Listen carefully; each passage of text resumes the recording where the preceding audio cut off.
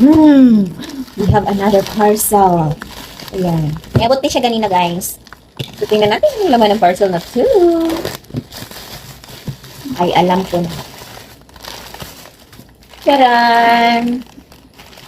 Ilan ba to? 5. 5 Bremod. Di ba, loyal tayo sa Bremod? Tingnan mo aking Bremod dito. So, ito yung luma ko.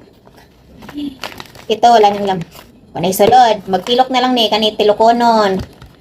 So, kanin lang yung pinakalas. So, may ganit. Iniabot na rin ko. Bago. Okay, so, ang packaging kay secure kaayo. Thank you, seller. Very secure ang packaging. Ato na siyang pahiyuson. Hiyos na. Ayan. Suki talaga ako nito, guys. Ganahan ko magamit ani kay long hair ba ako, no? So, maintenance ni siya. Taran! Kuha ni siya ha, kanang 210 ml. 210 ml. Okay, so, bago lang man ko na human obligo, basa-basa pa na akong buhok. So, kaninang daan akong gamiton para mahurot na siya. Okay. Gamiton ninyo ni siya, guys. Kung inyong buhok ka ng uga-uga na good, o uga-uga na inyong buhok, mo na inyong gamiton, kay para dali ra sudlayon. Unya ang nindot ani no kay dili siya lagkit nga serum. Dili siya oily. Kung mauga imong hair, mauga po siya.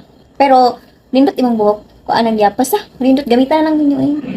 O daghan siya benefits sa imong hair basta imuhang i-maintain, no? I-maintain nimo ni siya para makuha nimo ang benefits. Ako taod-taod na pud ko nagamit ani last year pa.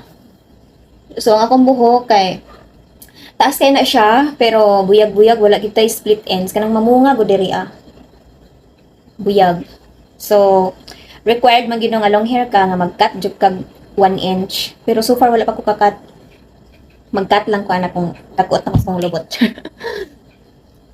So, ana lang na siya.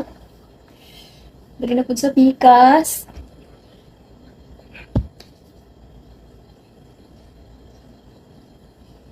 Ay lang, apila ang scalp, pang hair lang na siya.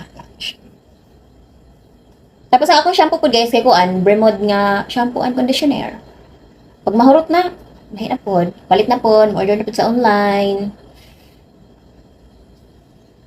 Okay, anak lang na siya. Pag-order na mo ani guys,